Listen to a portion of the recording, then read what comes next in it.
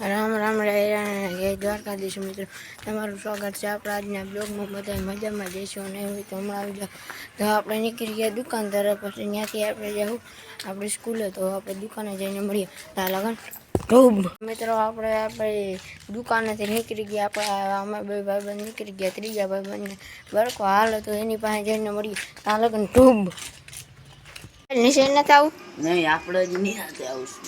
કયા આપણે માવો ભાવો ખાઈ લઉં તો અમારે ખાવા. હા તો આવીએ તો ખોબરો હમણાં આવીએ. હા દુકાન આવજો, હું ઊભો. હા હાલો આવીએ. પછી મિત્રો હવે આપણે રજા પડી ગઈ છે અને હવે આપણે નીકળી ગયા છીએ ઘરે ખાવા. તો આપણે ઘરે ખાઈને પછી પાછા દુકાન આવીએ ત્યાં મળીએ. ત્યાં લગન ખૂબ મિત્રો આપણે ખાઈ લીધું ને હવે આપણે નીકળી ગયા છીએ દુકાને. તો દુકાને જઈને મળીએ ખૂબ.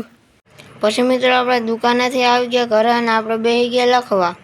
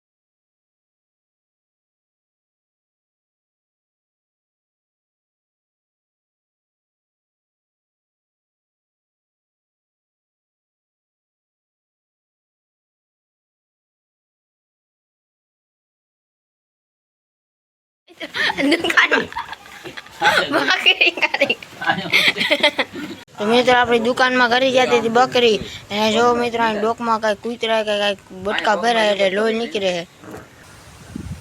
જો મિત્રો અહીં બધે ને બટકા ભર્યા. દુકાનમાં બકરું ઘરી ગયું હતું તો તમે જોયું હતું. હવે આપણે નીકળી ગયા આપણી ઘરે, કેમ કે ત્યાં આપણે ઓલા ઘરે આપણી ગાડી પડીએ તો ત્યાંથી ગાડી લઈને પાછા આપણે દુકાને આવશું. પછી આપણે જાવ માણાવદર માલ સામાન લેવા.